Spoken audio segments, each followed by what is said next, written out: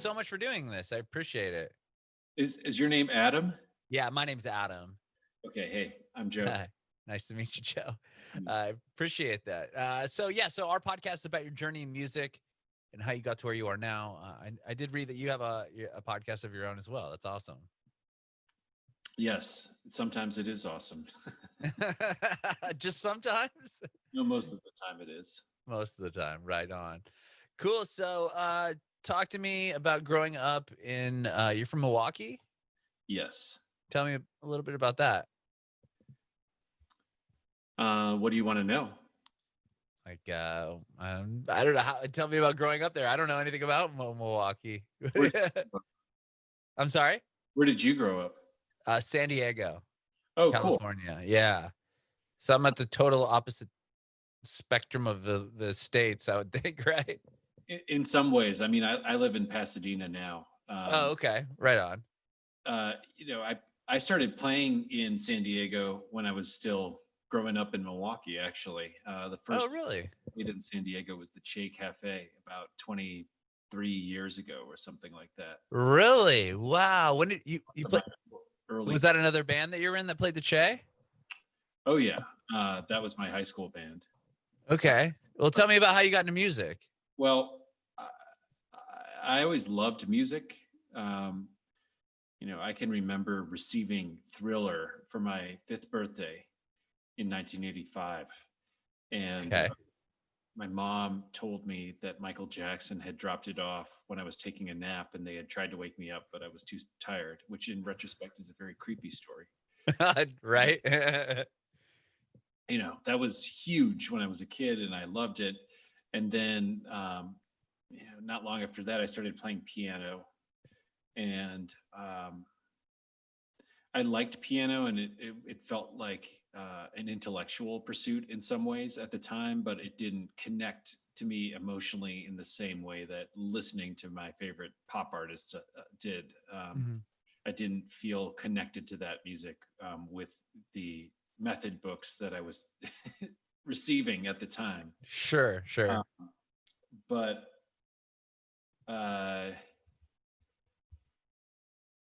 sorry. No problem. Cut out for a second, so maybe you could. Did you say something? No, I was listening to what you were saying. Oh, okay. Yeah. So I started playing piano when I was 6, and then when I was 8, I started playing violin, and 9, I started clarinet, because in school we had orchestra and band class, and we were allowed to be in both simultaneously. Oh, cool. But then when I was 11, I started playing drum set, and that really felt like the vehicle into the world of the music that I liked listening to at the time. As a kid, I liked all different kinds of stuff. I can remember what my favorite records were at any given age from 5 on. What I had in my tape case. Well, give me an example of some of that stuff that you're listening to early on. When I was 8 years old, I got this purple tape case, and I got Violator by Depeche Mode when I was 9. Okay, yeah.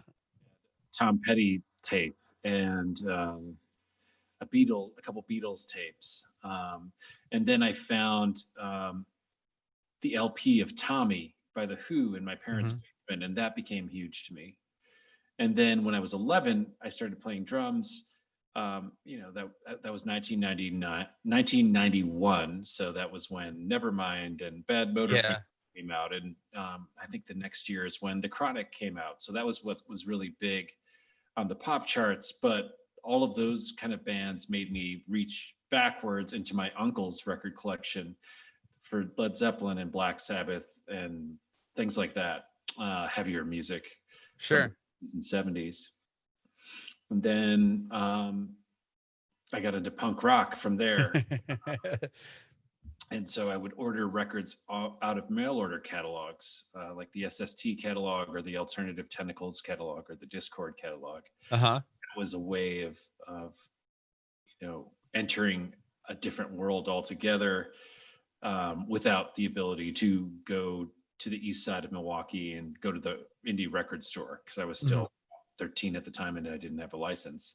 But then, you know, ultimately I was able to convince my parents to start driving me to the record store. And, you know, then I would get recommendations from the clerks there and further expand. And I started playing in clubs when I was about 14. And so was that just with like some friends that you had a band that you guys put yeah, I had together? a band, and we would Tell me about that band. yeah, I was a freshman in high school, and the other kids were a little bit older than me. I think the oldest one was a senior in high school at the time. You were the drummer? I was the drummer. Okay. And they were really into bands like Weezer, melodic pop music, and I was into hardcore and punk rock at the time. So, you know, it was the kind of thing where there weren't that many kids that I knew who were writing their own songs. So you just kind of had to go with who was around. You're right. They had to go with me, and it wasn't a perfect match aesthetically, but it was a really important time because that was the first exposure to, you know, songwriting and actually, you know, writing new songs and then being able to go play them in front of people, even if it was just 20 people or whatever, at an all ages show or at a, you know, weird DIY show in the basement of a motel, which is where I played my first show. Anyway, once I started going to record stores, and by record stores, I mean record stores that weren't located inside of malls. Right. Sam Goody doesn't count as a record store. Yeah, when I was younger, you know, my dad had a restaurant, a fast food restaurant inside of a mall. So, you know, I could spend my allowance money and buy a tape, or usually a single at the time, as my allowance money would cover. But then, you know, when I became a teenager, I started going to record stores, and that's what really opened up all different worlds of music to me. So, you know, everything from, you know, indie rock to avant-garde jazz stuff. Like I can remember buying my first Albert Ayler record. I can remember buying Interstellar Space and Olé by John Coltrane when I was about 15. Wow. Having my mind blown. Yeah. And Milwaukee actually did have like a pretty cool music scene at the time. I felt like, you know, it wasn't the middle of nowhere, but it wasn't New York or Los Angeles. So you did have to work a little bit harder and be a little bit more resourceful to find out what was going on. And I would look in the back of alternative weeklies, and then you'd go to shows and people would hand out flyers. This was before the internet was, you know, mainstream. And then I started discovering houses that would have DIY shows in the basement, and ultimately moved into one of those myself when I turned 18. But I started finding a community of people that were making music that was exciting to me. And some of the bands that I would hear on college radio or see on MTV 120 Minutes would come through town, and I would go seek those out too. But I joined another band when I was 17, and that was the first band I was in that toured. So we'd go on tour during spring break from high school and then summer break afterwards.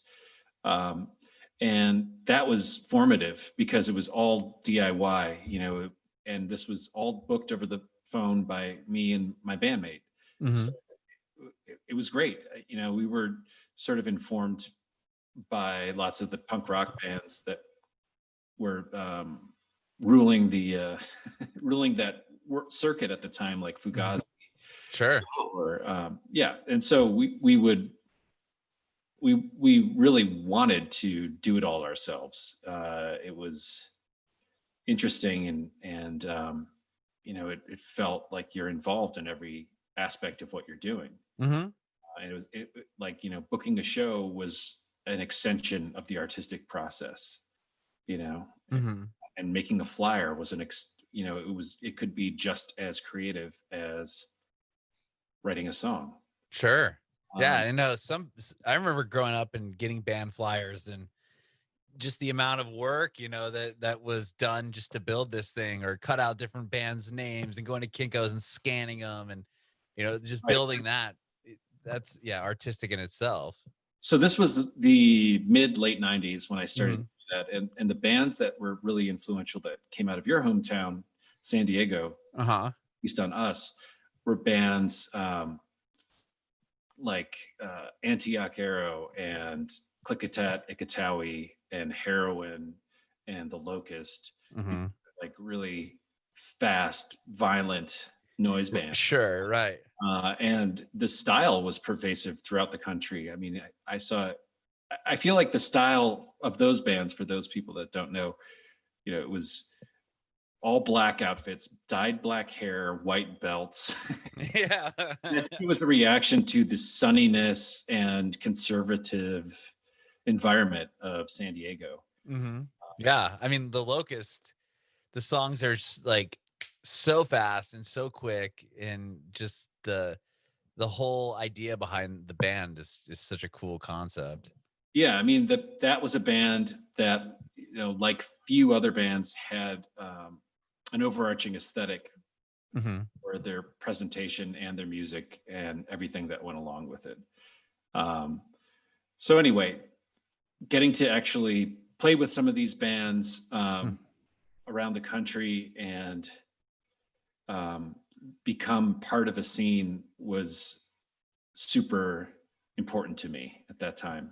Sure. And so was your band similar to bands like The Locust? Maybe in some ways. I mean, we were loud. Were you heavy? You're like fast and heavy. And I think we also shared a lot with bands that were on Touch and Go at the time, which was a Chicago label that put out, you know, kind of angular rock music by bands like Don Caballero and Shellac. Mm-hmm. And then we were also into kind of like third wave Discord bands like Hoover or, you know, Fugazi, and things like that. And then we also loved, you know, avant-garde. You know, we loved Albert Eiler, and we loved Interstellar Space in particular by John Coltrane, and liked the noisiness of that and related to the time. Cool. Yeah. Okay. I was just curious because I was wondering how you got from playing like heavy, fast, hardcore, and to, you know, kind of where you're at now as far as like composing songs for television and film. And, you know, even the record you just put out isn't, you know, heavy or fast like that at all. Well, I think I've gotten to explore lots of different musical worlds over the years because we started early. Sure. So after that band broke up, I moved to Boston and went to music school for a couple of years. You went to Berklee? I did, yeah. Wow. Tell me about that. Like, did you go as a drummer? Yes, I went as a drummer, and I double majored in jazz performance and music production and engineering. Oh, wow. And I went for 2 years. I got some great things out of it. In other ways, it didn't resonate with me as an institution, and the ethos of the place wasn't really aligned with my values. But what it did do is it made me start thinking about pursuing music as a profession rather than just a vocation. So really, before that, you know, the artists that I related to and the music that I was making was, you know, very non-commercial, and it wasn't my intention to have a career as a musician. But I think deciding to go to school and, you know, remove backup plans from my slate put me in a position where I was thinking about really pursuing music as not only, you know, a passion, but something that I would make a living with. Sure.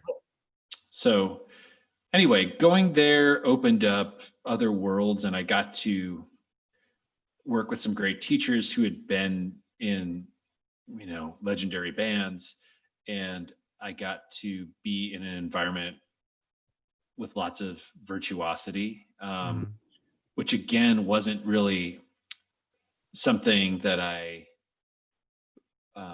valued above other musical elements, but I was able to really dedicate myself to just practicing and trying to get better at the craft of playing music while I was there. Mm-hmm. It's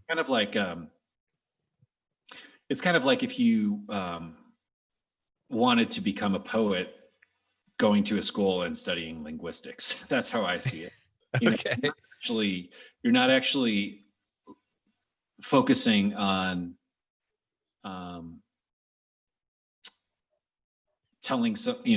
making a statement that you're uniquely qualified to make, or tapping into the force, but you're studying the grammar of music, and you're learning the underlying structure that can be useful moving forward. And you're not really working the creative muscle as much as the technical aspect of whatever you're going to learn. Right. Sure. So okay, so you said a couple years there. Did you finish, or just it wasn't for you and you took off? It's always this.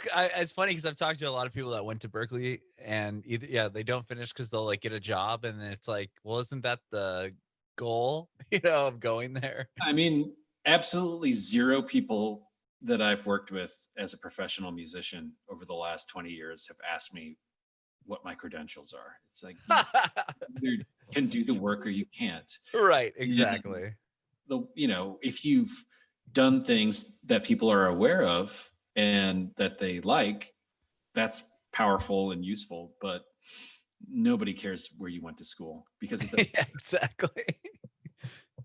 That's funny. Okay, so you're at Berklee after a couple years. You leave. What sparked you to leave, and what happened from there? Well, when I went there, I was really hoping that I would find like-minded people that I could start bands with.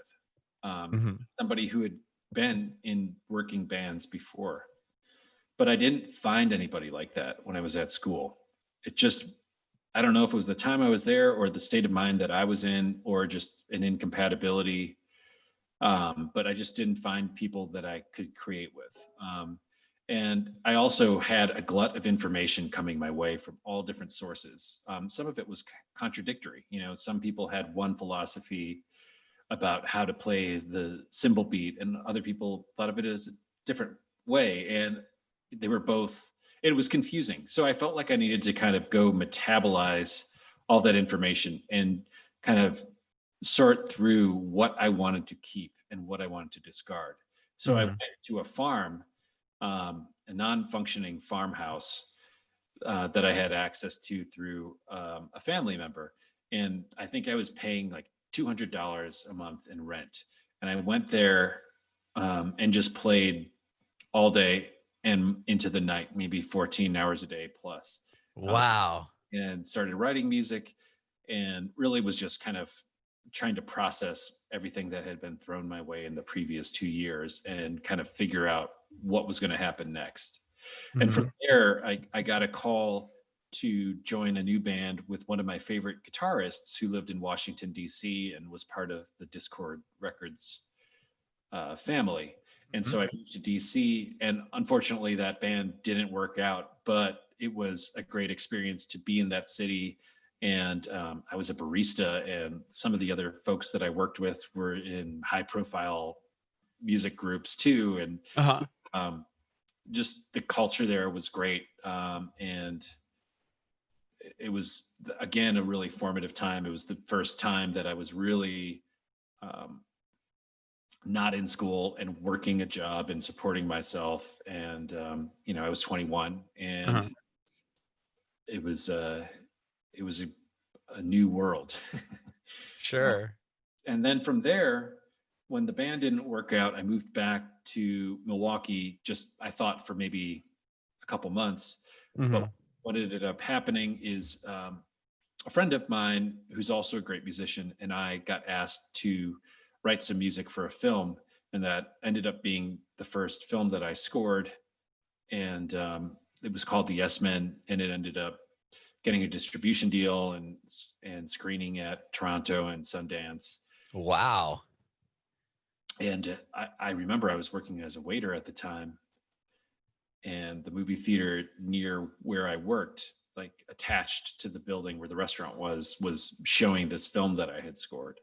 And it wasn't a big money making proposition at first. Mm-hmm. Scoring, I think I made something in the hundreds of dollars off of the fee for that film, and Mm-hmm. it's not like the directors made tons of money either. I think they made very little too, but just the fact that I had made something that was commercially released out in the world was exciting, and it seemed like a path um, that I might want to follow. And so one of the directors of that film ended up making several other films and became a pretty prominent um, director of commercials. So Okay. for the next few years, I started scoring lots of ads, and that afforded me the luxury of working on indie films, which had no money to pay me. So I was working in this really weird corporate world of ads, which was actually, in some ways, I was ambivalent about working in that world because it was counter to the values of the music that I grew up listening to.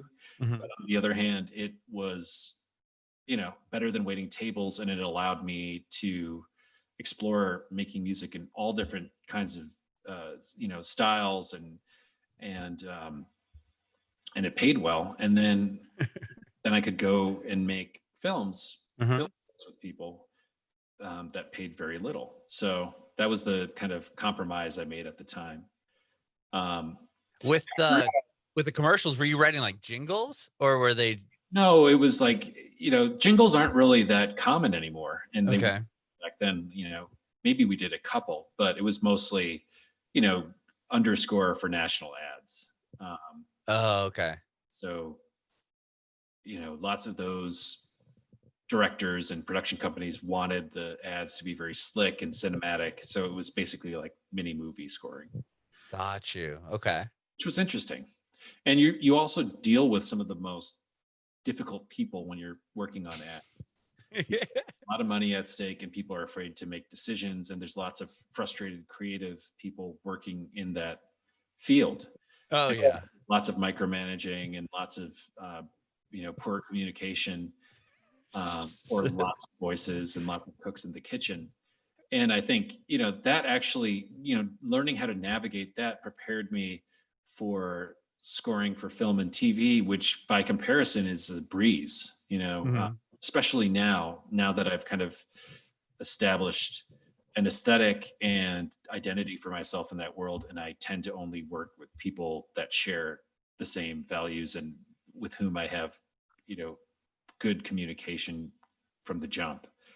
But during that time, I was also still thinking of this, scoring stuff as kind of like just one job among many. And I was playing lots of gigs. I was playing with jazz musicians, and I ultimately started playing in bands in New York and moved back to the East Coast and was playing with folks out there, um, and touring. And then I would be on tour somewhere in Europe, maybe, and I would have projects in the States going at the same time for composing. So Mhm. I had my little nano MIDI keyboard, and I was writing stuff in the middle of the night on tour and sending it in, so that it would meet the deadlines in the US. So that was kind of the dynamic for the next several years. And Wow. And so which band were you in that was in Europe when you were writing uh, the jingles, or not jingles, but writing the it is Parts and Labor, which was with the band with the guy from Discord Records? oh, that was a different band. So Parts and Okay. Labor was a New York-based band, and it was actually on Jaguar, which later put out records by people like Sharon Van Etten and Bon Iver and Pete Wow. Olson. But that at the time it was not as big of a label, and we were kind of a noisy pop band, I guess is how we would describe ourselves, but very noisy, very loud. Mhm. And it was really fun, athletic drumming. And, in the years between when I had played in DC to when I was playing in New York, I had played in Latin bands lots of jazz bands. I played with some folks from Senegal in a Senegalese kind of fusion band. And I also toured with Mary Timony, who would later go on to produce my record. But I was at times in 6 different bands at a time. And then when I joined Parts and Labor and we were touring as much as we were, that was my main focus band-wise. And then I was working my day job as a TV, film, and ad composer at the time. Interesting.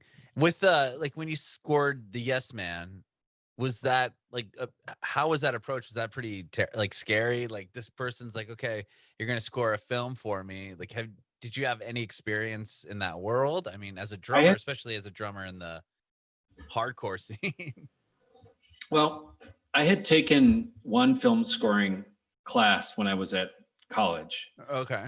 As an elective, and it was really interesting. And actually, lots of the things that I learned in that class were applicable later on. But yeah, I mean, we had no idea what the conventions were, and we just made it up as we went along, which was kind of similar to how how I had done everything up until then. With booking tours to the way that I approached writing songs. Mm-hmm. So it felt relatively intuitive, and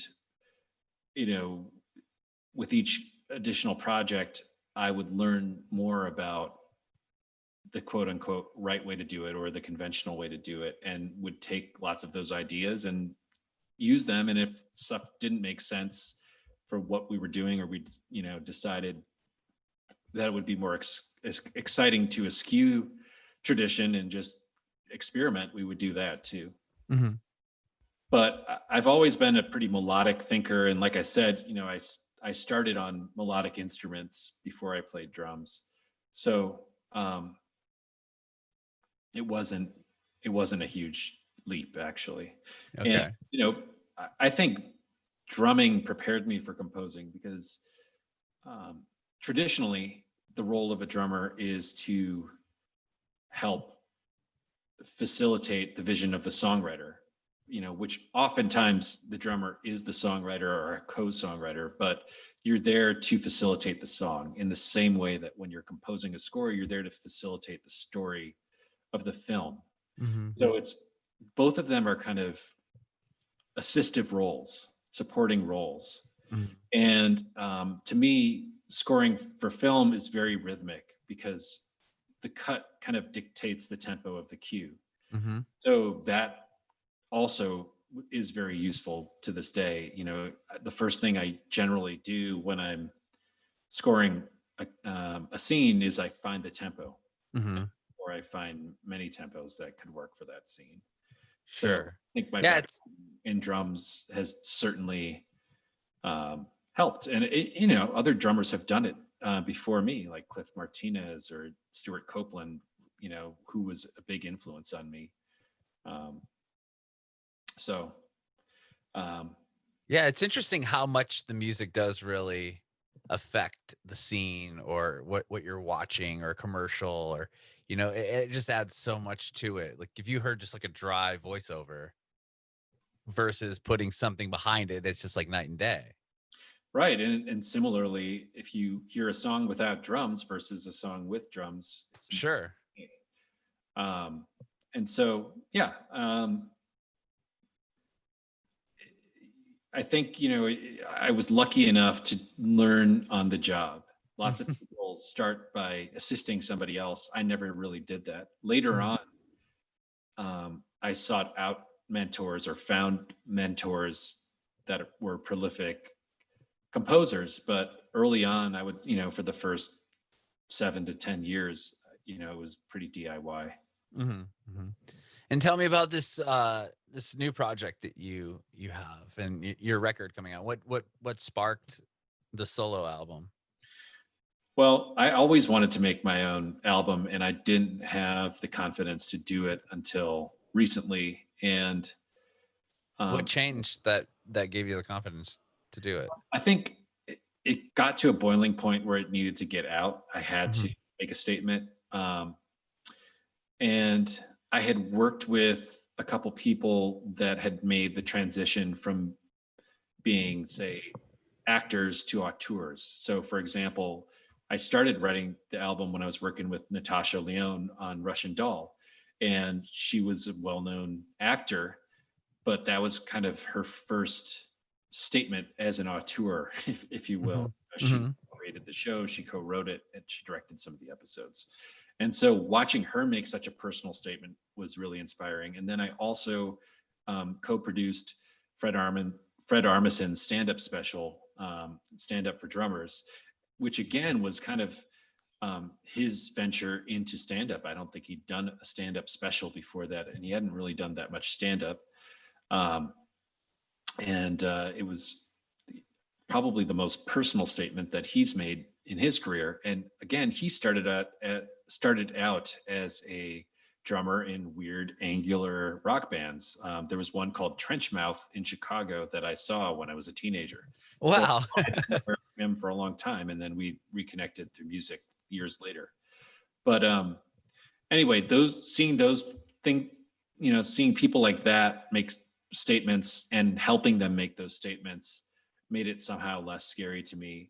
And then also, I drew from all of my experience as a composer and created a system wherein I could create something of my own. And so I asked myself, why am I able to write 100 hours or more of music a year for other people, but can't make my own statement? And the answer is twofold. I mean, one, it's more vulnerable and scary. And it's a different type of risk that you're taking on when you're the arbiter of whether or not something works and whether you're going to keep it or discard it. Whereas when you're scoring, that somebody else is making those decisions, but you're vulnerable in a different way because you're opening yourself up to them and letting them judge your work. For some reason, I'm a harsher judge of my own work than anybody else is. So I set up a system that would push me to make my own album. And so I had realized that having finite amounts of time to work on things was really healthy.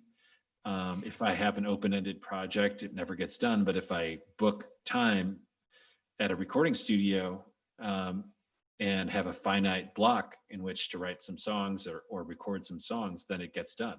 I work great on deadlines. I do it all the time.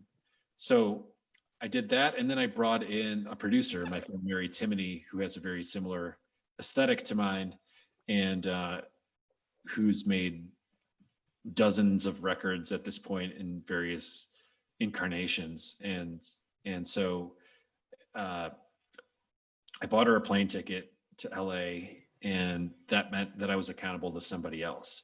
So I had a system of accountability and I had a deadline, and ultimately having that allowed me to get started. And then once I got started, the record kind of took on a momentum of its own, but getting started was the hardest part. Yeah. And did you have like a specific song or something that you wrote and you're like, this is something that is, mine and I want to put this out? Or was it always just like, I want to do a record, and when you went into the studio, you just started fresh? Yeah, it was more kind of ethereal than that. At first, it was just like, I knew I had something that had to get out. Things that I needed to express that I couldn't articulate in other ways. And I started writing and it felt right. It wasn't like, oh, this is like a perfect summation of who I am at this very moment. Like, this is a path. And then I kept writing and I kept following that path. And then I got to a place where I felt like I did sum up who I was or where I was at that moment. And was able to kind of get inside of the songs more and feel them on an emotional level and suspend judgment and suspend critical thought to the benefit of the songs. And with this record, you had a 24-piece orchestra on it, or you performed all the, like, it's a big sound. Like, what did you perform everything on the record? No, Mary Timoney played guitar, And then Mary Lattimore played harp. I had some other guests like John Natchez from War on Drugs played flute. Oh, wow. Steve Drozd from Flaming Lips played double drums with me on a song because we had written music for the same film earlier that year. And I remembered that the Flaming Lips had a song with stereo drums, a track I've always loved since Stevie Wonder. So I invited Steven to play with me on one song, and he plays a guitar solo on that song too. And then, yes, there's 16 string players and like 8 horn players and some woodwinds, and that stuff was all done live. We did strings in one session at Henson Studios, which was previously A&M, and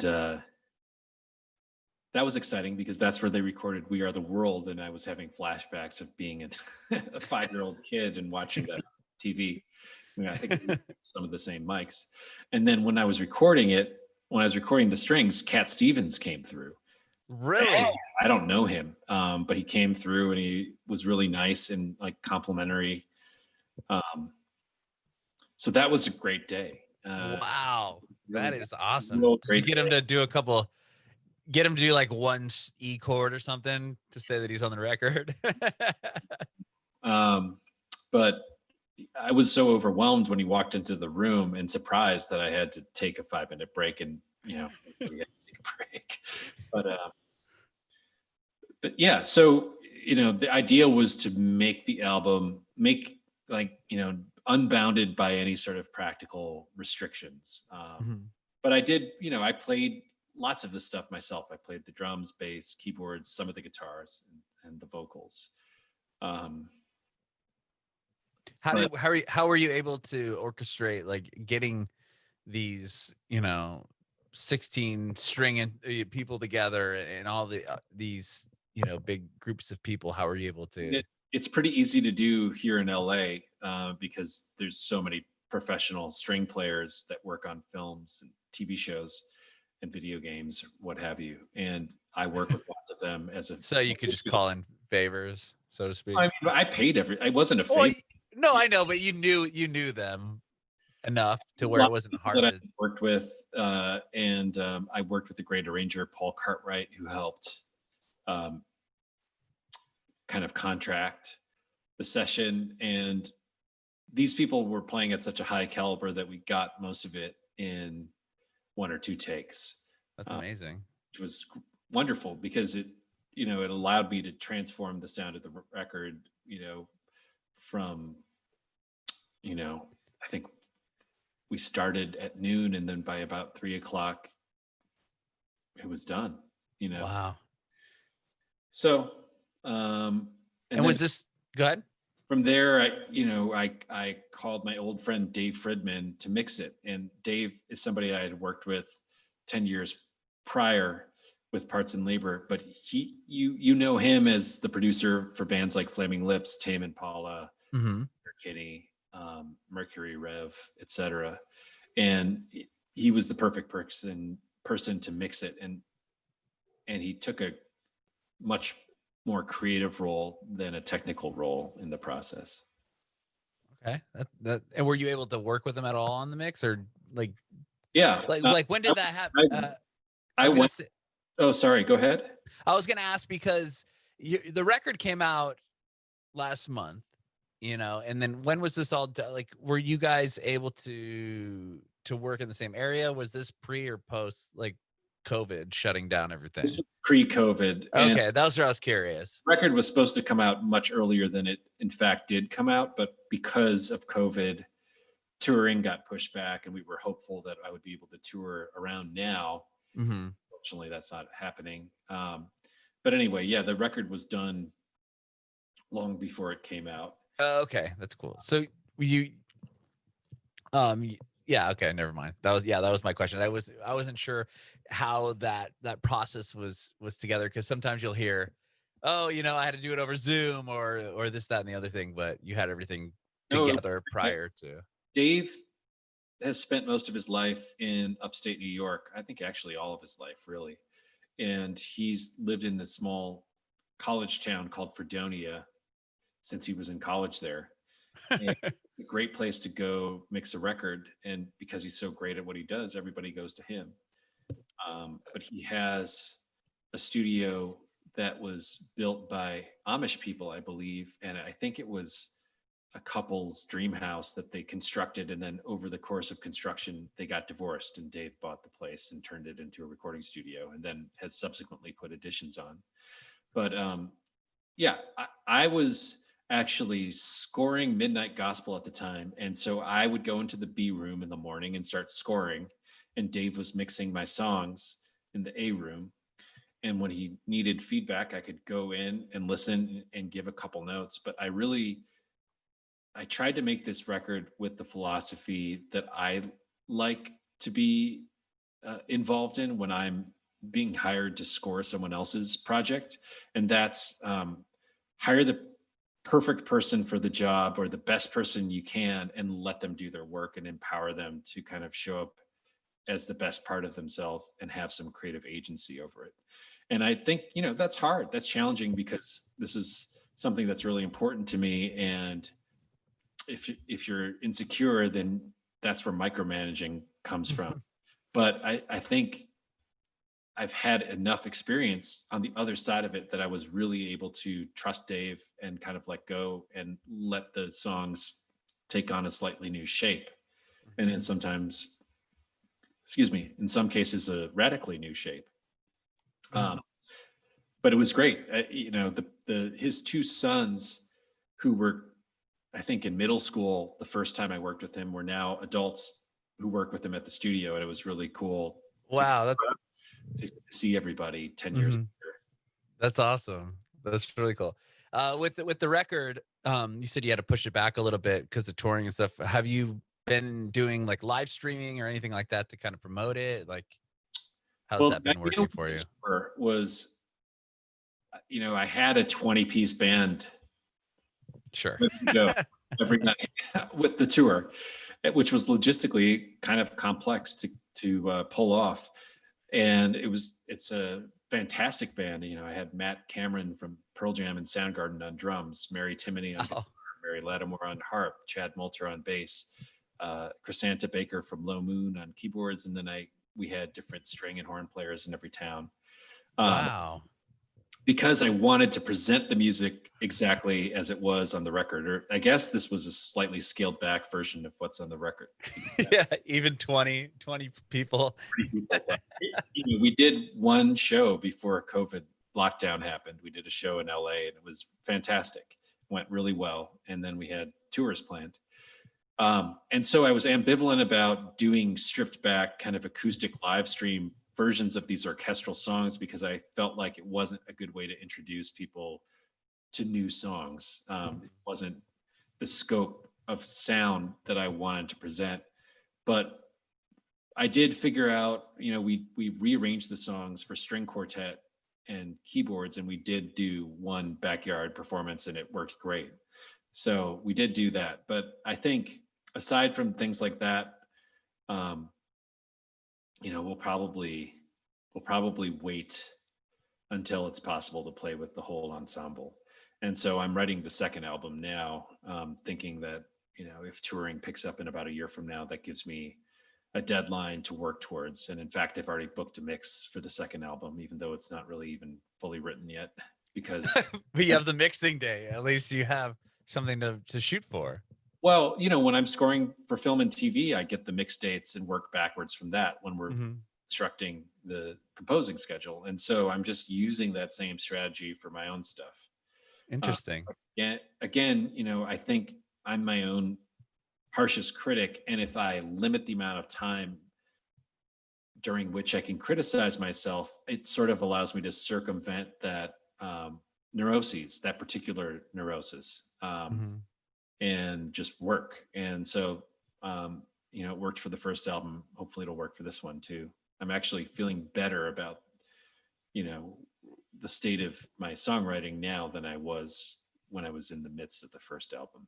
Wow, that's interesting. And have you been pretty inspired at home during like the quarantine and everything, or have you been able to write, or has it been the opposite for you?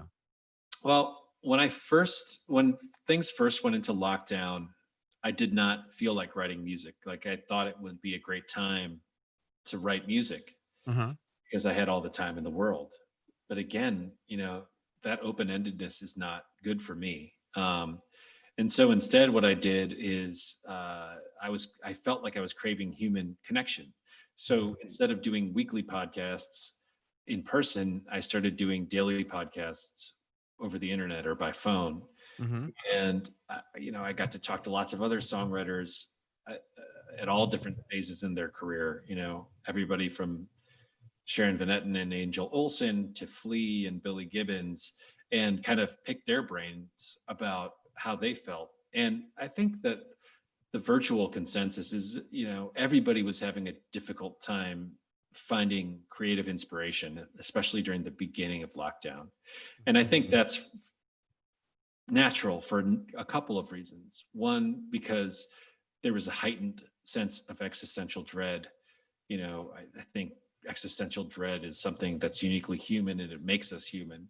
And most of our activities as humans, viewed through a certain lens, could be seen as a way of obscuring existential dread. And now all of a sudden that veil was lifted and people were just dealing with that. And then also, and this might even be more important, is I think that the raw material for music is interaction with other people, oftentimes.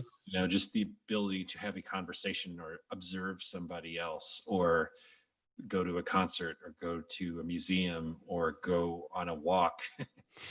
Any of those kind of things are kind of the raw material that then you filter through your own artistic process, and it turns into songs. Mm-hmm. Someone was asking me, what's an idea before it forms, and I think it's an interaction. That would be the answer to that. It's another idea or another thought. And anyway, so at first I was not doing much aside from putting out daily podcasts, which it was another kind of creative thing. It was a hack. A hack. But as things have picked back up with my composing career over the last few months, I think everything kind of shut down at first. And there were a few shows that came out in the beginning of the pandemic that I had scored in the previous months. So I was doing things to promote that, or working on the run up to releasing my album, or rescheduling tours that were subsequently canceled. But things have picked back up, and luckily I'm booked through the end of 2021 with composing gigs. That's great. I have a lot of work right now, and I have to, especially for the next month or so, I'll be working 80-90 hour weeks. Wow.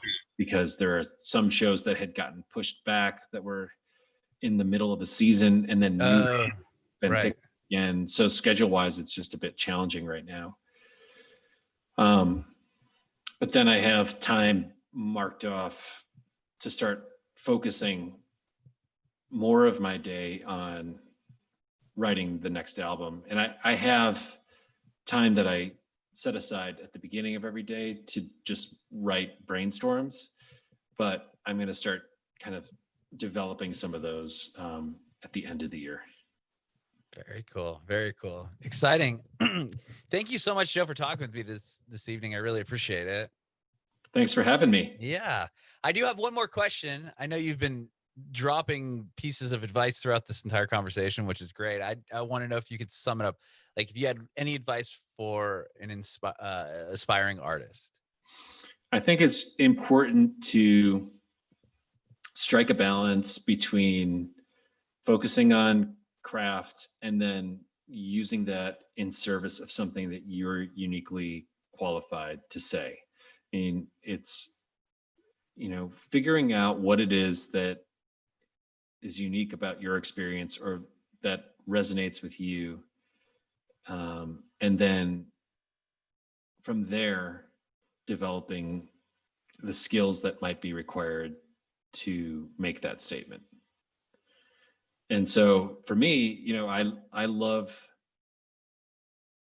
songwriters like Lou Reed or even John Lennon. I just covered a John Lennon song that has 2 chords in it, you know, and I also love Thelonious Monk and Charlie Parker. And I think that I'm capable of experiencing a similar type of joy or depth listening to either of those artists.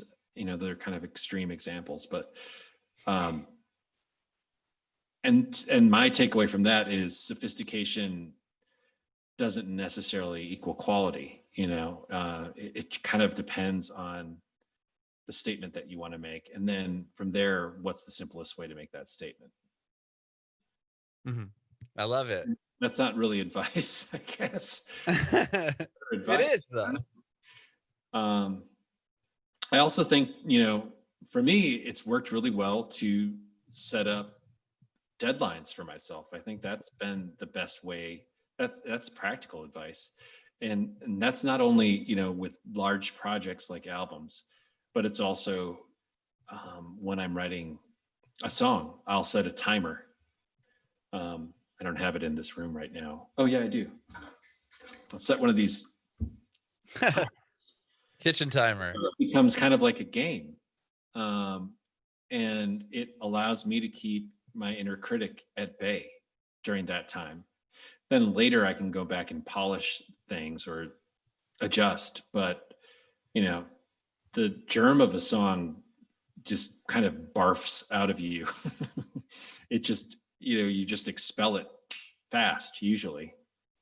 And so I try to set limitations so that I'm not thinking consciously during that time. It's almost like entering a dreamlike state. That's cool. And that's not unique to me. I mean, I think lots of songwriters that I've read interviews with talk about this idea that they don't even realize what they were doing when they were writing a good song. And I think that makes sense.